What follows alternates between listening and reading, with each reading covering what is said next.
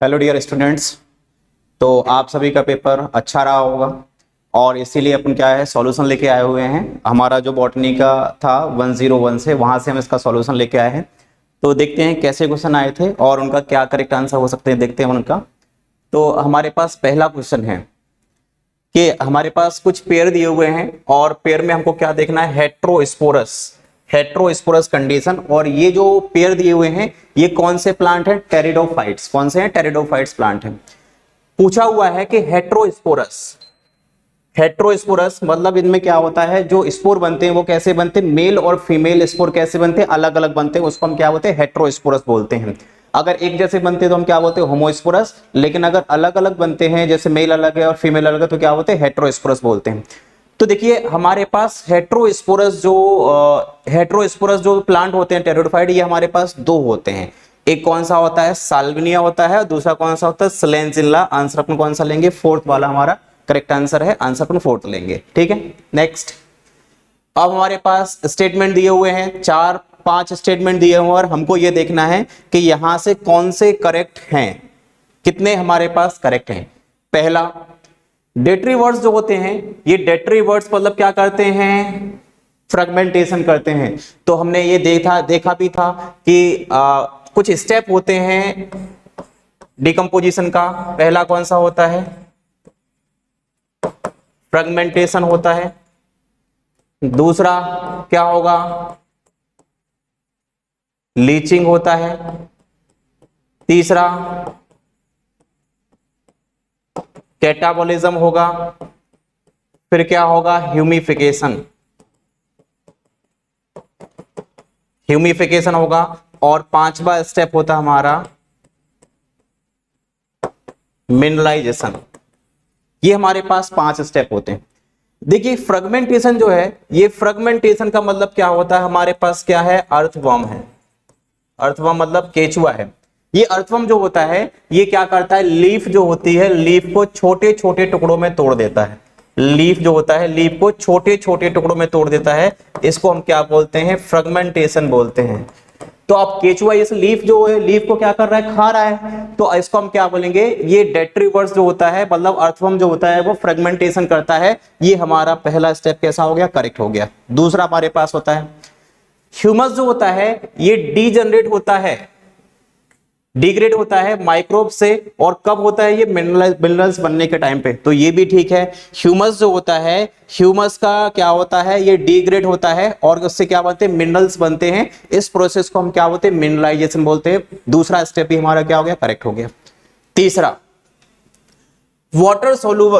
Water soluble inorganic जो material होता है, ये अंदर चला जाता है, मिट्टी के अंदर चला जाता है। इस प्रोसेस को हम क्या बोलते हैं, लीचिंग बोलते हैं। तो ये भी हमने देखा था कि जैसे ये जो होता है, इसमें वाटर में सोलुबल जो मटेरियल होता है वो क्या होता है, मिट्टी की जो लोअर सरफेस है उनके अंदर चला जाता है। इसको हम क्या बोलते हैं, लीचिंग बोलते हैं। तो ये स्टेप भी हमारा करेक्ट हो गया है। सेकंड भी करेक्ट है कि जब जो केचुए ने लीफ को छोटे छोटे टुकड़ों में तोड़ दिया है तो उसमें से कुछ वाटर सोलुबल होगा और वो सोलुबल होने की वजह से मिट्टी की लोअर सरफेस में चला जाएगा। उसको हम क्या बोलते हैं, लीचिंग बोलते हैं। हमारे 3 स्टार्टिंग वाले करेक्ट हो गए। अब फोर्थ देखते हैं। ये डेट्रीवस फूड चेन जो होता है, ये लिविंग ऑर्गेनिज्म से स्टार्ट होता है। तो ये हमारा कैसा है, इनकरेक्ट है।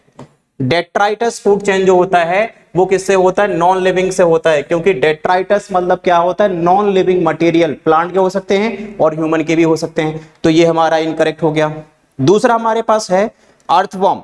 अर्थवर्म जो होता है ये ब्रेक डाउन करता है इनटू स्मॉल पार्टिकल्स में, और इसको हम क्या बोलते हैं, कैटाबॉलिज्म। नहीं, यहां पर कैटाबॉलिज्म जो होता है, कैटाबॉलिज्म में क्या इन्वॉल्व होते हैं, एक तो बैक्टीरिया इन्वॉल्व होते हैं और दूसरा क्या होता है, फंगस।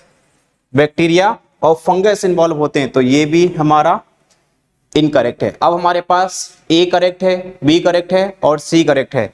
आंसर हम कौन सा लेंगे इसका, थर्ड वाला हमारा क्या होगा, आंसर होगा। नेक्स्ट देख लिए, फैमिली हमारे पास कौन सी, फैबेसी। कौन सी है, फैबेसी। तो फैबेसी फैमिली है और इसको हमको डिफरेंट बताना है। किससे बताना है, फेबेसी है, फेबेसी फैमिली हमारे पास, और फेबेसी फैमिली को हमको डिफरेंट बताना है किससे, सोलेनेसी से बताना है और लिलिएसी फैमिली से डिफरेंट बताना है। और ये हमको डिफरेंट बताना है किसके, स्टेमिन के बेसिस पे बताना है, और ये बताना है कि इनमें से कौन सा करेक्टर फेबेसी में होता है लेकिन लिलिएसी में और सोलेनेसी में नहीं होता है। तो देखिए फेबेसी फैमिली को हम क्या बोलते हैं, लेग्यूमिनेसी भी बोलते हैं, या इनको हम क्या बोलते हैं, लेग्यूम फैमिली भी बोलते हैं। आपने कभी पढ़ा होगा लेग्यूमिनेसी फैमिली में 9+1 कंडीशन होती है किसकी, स्टेमिन की 9+1 होते हैं। ये आपने मटर वगैरह में पी में पढ़ा होगा कि 9 अलग होते हैं और 10 क्या होते हैं, अलग होते हैं। जब ये स्टेमिन हमारे दो ग्रुप में होते हैं उसको हम क्या बोलते हैं, डाई एडल्फस। क्या बोलते हैं, डाई एडल्फस। तो देखो हमारे पास थर्ड वाले ऑप्शन में डाई एडल्फस दिया हुआ है। डाई एडल्फस सिर्फ किसमें होता है, फेबेसी फैमिली में होता है। और साथ में इनके स्टेमिन जो होते हैं वो कैसे होते हैं, डाईथिकस होते हैं। कैसे होते हैं, डाईथिकस। डाईथिकस का मतलब दो चेंबर में बटे होते हैं। आंसर कौन सा होगा हमारे पास, थर्ड होगा, डाईथिकस होंगे। और क्या होगा, साथ में डाई एडल्फस होता है। 9+1 को हम क्या बोलते हैं, डाई एडल्फस बोलते हैं। किसी किसी फैमिली में इसके 5+5 भी होता है, तो ये भी दो ग्रुप होते हैं। ठीक है, नेक्स्ट हमारे पास फिर से दो स्टेटमेंट दिए हुए हैं और हमको ये बताना है कि कौन सा इनमें से करेक्ट है। अपने को इसमें से देखना है। पहला हमारे पास है कि फोर्स जनरेट होता है, फोर्स जनरेट बाय ट्रांसपिरेशन, और ये जाइलम में जो होता है, जाइलम से वाटर को 130 मीटर हाइट तक क्या कर सकता है, ये मूव करा सकता है।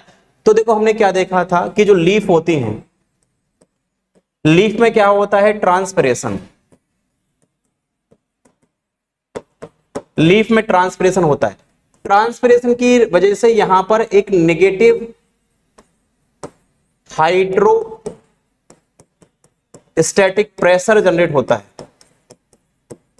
और इसी को हम क्या बोलते हैं, ट्रांसपिरेशन पुल फोर्स बोलते हैं, या ट्रांसपिरेशन पुल फोर्स बोलते हैं, या पुल बोलते हैं। और इससे वाटर जो होता है 130 मीटर हाइट तक मूव कर जाता है। तो पहला स्टेटमेंट हमारा कैसा है, करेक्ट है, कि ट्रांसपिरेशन जो होता है लीफ में होता है, वहां पर एक प्रेशर जनरेट होता है जो नेगेटिव हाइड्रोस्टैटिक प्रेशर होता है, और इस प्रेशर से वाटर जो होता है वो 130 मीटर की हाइट तक मूव कर सकता है। पहला हमारे पास क्या है, करेक्ट है। दूसरा स्टेटमेंट बोला हुआ है कि ट्रांसपिरेशन से लीफ सरफेस में क्या होता है, कूलिंग होती है, और कूलिंग से 10 से 15 डिग्री सेल्सियस टेम्परेचर क्या होता है, कम हो जाता है। ये भी एनसीईआरटी की लाइन है। ट्रांसपिरेशन से प्लांट का टेम्परेचर रेगुलेट होता है, और कितना कम हो सकता है, 10 से लेके 15 डिग्री सेल्सियस टेम्परेचर कम हो सकता है प्लांट का। तो हमारे पास स्टेटमेंट तो दोनों ही करेक्ट हैं। अब हम देखते हैं कौन से ऑप्शन में ऐसा दिया हुआ है। तो हमको किसमें, फोर्थ वाले ऑप्शन में ऐसा दिया हुआ है। बोथ ए, फर्स्ट और सेकंड स्टेटमेंट कैसा है, सॉरी आंसर हमारा कौन सा होगा,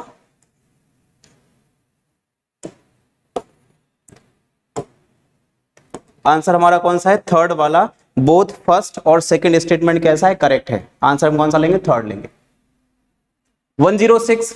अब हमको फिर से ए दिया हुआ है और आर दिया हुआ है, और इनको हमको पढ़ना है, देखना है क्या पूछा हुआ है। पहला स्टेप हमारे लिए दिया हुआ है लेट वुड। लेट वुड को हम विंटर वुड भी बोलते हैं। ये कुछ एलिमेंट बनाते हैं, और इनकी जो वेसल्स होती हैं वो कैसे होती हैं, नैरो होते हैं। तो ये करेक्ट है। लेट, दो टाइप की वुड बनती है, एक लेट वुड बनती है, एक अर्ली वुड बनती है। एक को हम क्या बोलते हैं, स्प्रिंग वुड बोलते हैं, एक को विंटर वुड बोलते हैं। क्या होता है कि जो जाइलम कैम्बियम होता है, ये कैम्बियम जो होता है वो स्प्रिंग सीजन में ज्यादा एक्टिव होता है, और उस टाइम पर ज्यादा वुड बनाता है, उसको हम क्या बोलते हैं, अर्ली वुड बोलते हैं। लेकिन विंटर सीजन में ये कम एक्टिव होता है और कम बनाता है, उसको हम क्या बोलते हैं, लेट वुड बोलते हैं। ठीक है, तो लेट वुड जो होती है इसमें कुछ ही एलिमेंट बनते हैं जाइलम के, और इनकी वेसल्स का जो डायमीटर होता है वो कैसा होता है, नैरो होता है। ठीक है, cambium less active in winter season, ये भी करेक्ट है। तो देखो दोनों स्टेटमेंट हमारे करेक्ट भी हैं, और साथ में ये जो आर है ये ठीक से एक्सप्लेन भी इसको कर रहा है, क्योंकि अगर कैम्बियम की एक्टिविटी कम होगी तभी तो ये क्या होगा, कम एलिमेंट बनेंगे। अगर एक्टिविटी ज्यादा होगी तो ज्यादा एलिमेंट बनेंगे। देखते कौन से ऑप्शन में दिया हुआ है। तो ए और आर दोनों करेक्ट हैं, और आर जो होता है वो करेक्टली क्या कर रहा है, एक्सप्लेन कर रहा है किसको, इको, आंसर कौन सा होगा? थर्ड होगा। नेक्स्ट, तो देखो हमारे पास इक्वेशन दी हुई है GPP minus R equal to क्या होगा? एनपीपी। हमने पढ़ा था प्राइमरी प्रोडक्टिविटी।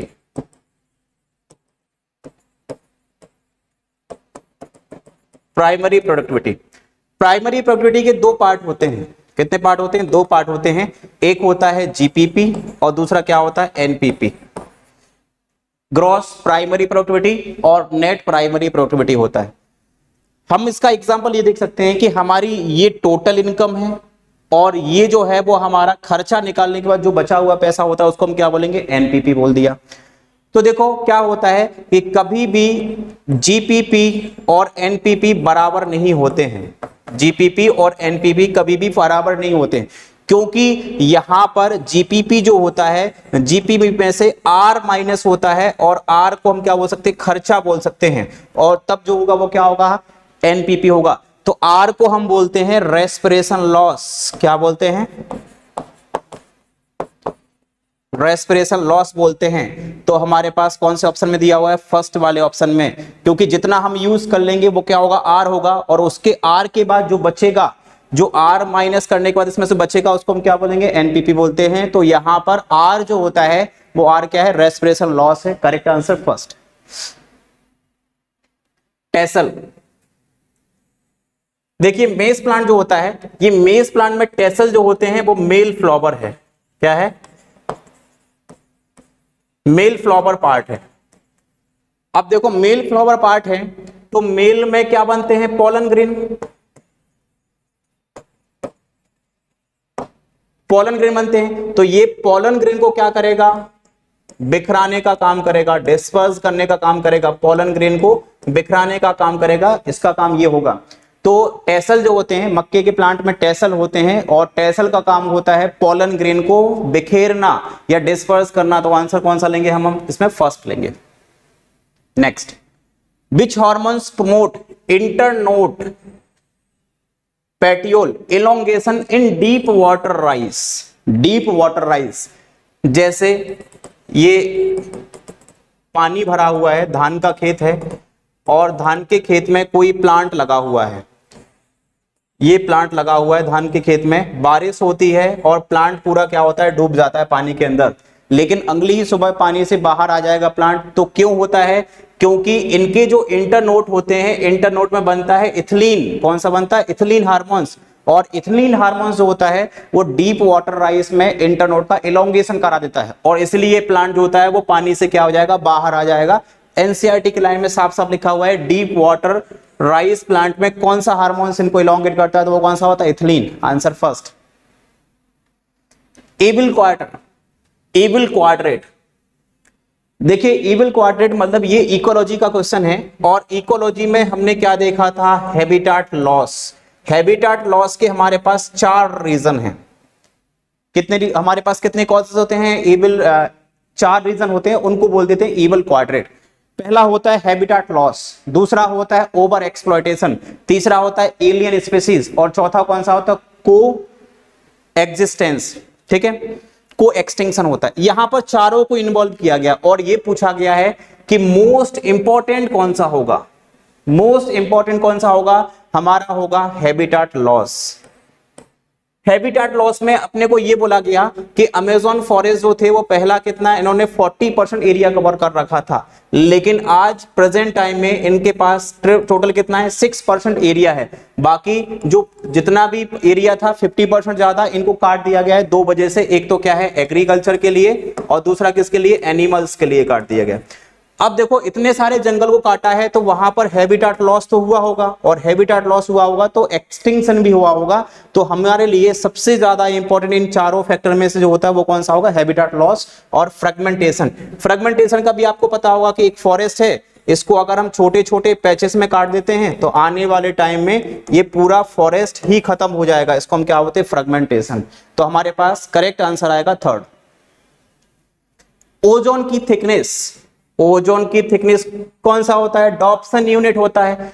तो डॉप्सन यूनिट, ओजोन की थिकनेस को मेजर करने के लिए यूनिट जो होती है वो डॉप्सन यूनिट, इसको हम डीयू भी बोलते हैं। और ऐसा भी बोला था कि 220 डीयू से कम अगर थिकनेस हो जाती है उसको हम क्या कंसीडर करते हैं, ओजोन होल। आंसर कौन सा होगा, third. Which of the following stage of meiosis involve in division of centromere? In which following stage the meiosis, अब देखो meiosis जो होता है, meiosis दो स्टेप में पूरा होता है। एक कौन सा होता है, meiosis फर्स्ट, और दूसरा होता है meiosis सेकेंड। तो सेंट्रोमियर का डिवीजन बोला हुआ है, ठीक है। तो यहां पर तो सेंट्रोमियर का डिवीजन क्या होता है, एब्सेंट होता है। क्या होता है, एब्सेंट होता है। और यहां पर सेंट्रोमियर का डिवीजन क्या होता है, प्रेजेंट होता है। तो मियोसिस फर्स्ट की जो स्टेज होती हैं, prophase first, metaphase first, anaphase first और टीलोफेज फर्स्ट, ये तो आने से नहीं, ये तो आएंगी नहीं। तो फिर आएगी कौन सी, यहां पर प्रोफेज सेकेंड, मेटाफेज सेकेंड और एनाफेज सेकेंड, और एक कौन सा होगा, टीलोफेज सेकेंड। तो जो सेंट्रोमियर की स्प्लिटिंग होती है मियोसिस में, वो होती है कहां पर, एनाफेज सेकेंड में होती है, क्योंकि एनाफेज फर्स्ट में तो होता ही नहीं है सेंट्रोमियर का डिवीजन। तो हम आंसर कौन सा लेंगे, एनाफेज फर्स्ट। जो मियोसिस जो होता है, मियोसिस में सेंट्रोमियर का डिवीजन जो होता है, सेंट्रोमियर का डिवीजन मतलब क्रोमोसोम का दो पार्ट में टूटना। क्रोमोसोम का यहां से दो पार्ट में टूटना जो होता है वो कहां पर होगा, एनाफेज सेकेंड में होगा। करेक्ट आंसर कौन सा होगा, फर्स्ट। नेक्स्ट, एक स्प्रे कर रहे हैं हम हार्मोन्स का, जो फाइटो हार्मोन जिसको बोला हुआ है, ये जुवेनिल स्टेज हेल्प करता है मैच्योरिटी में, और साथ में early production, early seed production, ये जाते हैं हमारे किसके लिए, जिब्रेलिक एसिड के लिए। जिब्रेलिक जो होता है, जिब्रेलिक एसिड क्या करता है, सेनेसेंस को डिले करता है। क्या करता है, सेनेसेंस को डिले करता है, मतलब यंग लीफ दिखेंगी। साथ में क्या होता है, मैच्योरिटी को प्रमोट कर देता है, जिससे क्या होता है, अर्ली सीड प्रोडक्शन आता है। तो इसमें हम आंसर कौन सा ले सकते हैं, जिब्रेलिक एसिड। जिब्रेलिक एसिड के ये सारे काम हैं। आंसर कौन सा होगा, फोर्थ। रिकॉम्बिनेशन नोड्यूल्स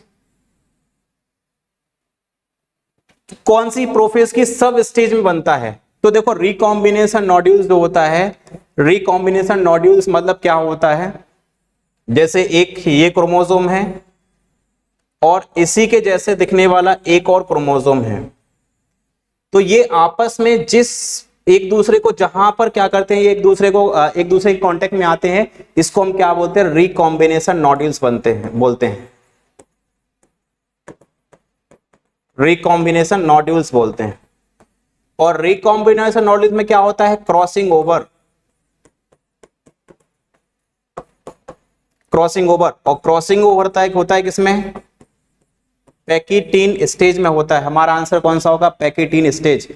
तो रिकॉम्बिनेशन नोड्यूल्स मतलब दो होमोलोगस क्रोमोसोम जहां पर कांटेक्ट में आते हैं उसको हम बोलते हैं रिकॉम्बिनेशन नोड्यूल्स। और रिकॉम्बिनेशन नोड्यूल्स के अंदर क्या होता है, क्रॉसिंग ओवर, और क्रॉसिंग ओवर होता है किसमें, पैकिटीन में। यहां पर हमारा आंसर भी क्या होगा, पैकिटीन आंसर आ जाएगा, फोर्थ।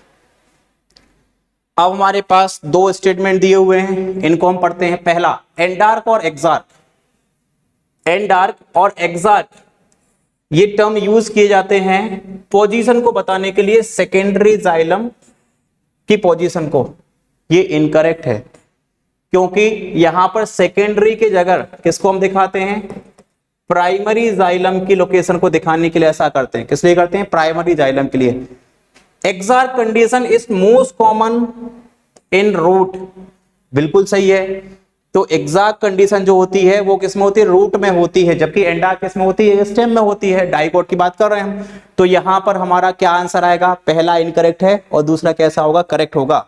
तो सेकंड वाले में देखते हैं, फर्स्ट स्टेटमेंट कैसा है, इनकरेक्ट, सेकंड कैसा है, करेक्ट। हमारा आंसर कौन सा होगा, second. Tissue culture, tissue culture में लीफ में से मेसोफिल सेल ले ली और इसको हमने कल्चर मीडियम में रखा, इसने क्या बना लिया, कैलस बना लिया। तो सिर्फ ये जो मेसोफिल सेल होती है ये डिफरेंशिएट होकर क्या करेगा, डिफरेंशिएट होकर विभेदित होकर क्या बनाती है, कैलस बनाती हैं। और कैलस क्या होता है, undifferentiated mass of cell. Undifferentiated mass of cell जो होता है वो क्या होता है, कैलस। आंसर कौन सा होगा, फोर्थ। लार्ज फ्लावर हैं, कलरफुल हैं, फ्रेगमेंट है, नेक्टर भी हैं, तो इनमें पॉलिनेशन कौन सा होगा, इनमें पॉलिनेशन होगा कौन सा, एंटोमोफिली। और एंटोमोफिली में पॉलिनेशन किससे होता है, इंसेक्ट से होता है। किससे होता है, इंसेक्ट। क्योंकि क्या होता है कि अगर इंसेक्ट को अट्रैक्ट करना है तो फ्लावर को कलरफुल भी होना पड़ेगा, उसमें से खुशबू भी आना चाहिए और नेक्टर ग्लैंड भी होना चाहिए, तभी तो इंसेक्ट आएंगे, नहीं तो क्यों आएंगे। तो देखिए जो ऐसे प्लांट जिनमें क्या होता है इंसेक्ट से पॉलिनेशन होता है, एंटोमोफिली प्लांट जो होते हैं उनमें फ्लावर बड़े साइज के होते हैं, कलरफुल भी होते हैं, उसमें से जो है वो फ्रेग्रेंस या सुगंध भी आ सकती है और मकरंद ग्रंथियां भी पाई जाती है। हमारा आंसर कौन सा होगा, थर्ड। ये कौन से हो सकते हैं, इंसेक्ट पॉलिनेटेड प्लांट होंगे। इसको हम क्या बोलते हैं, एंटोमोफिली बोलते हैं। क्या बोलते हैं, एंटोमोफिली। नेक्स्ट हमारे पास यहां पर फिर से दो स्टेटमेंट दिए हुए हैं। पहला, गैमेटोफाइट की लाइफ की पहली मॉस जो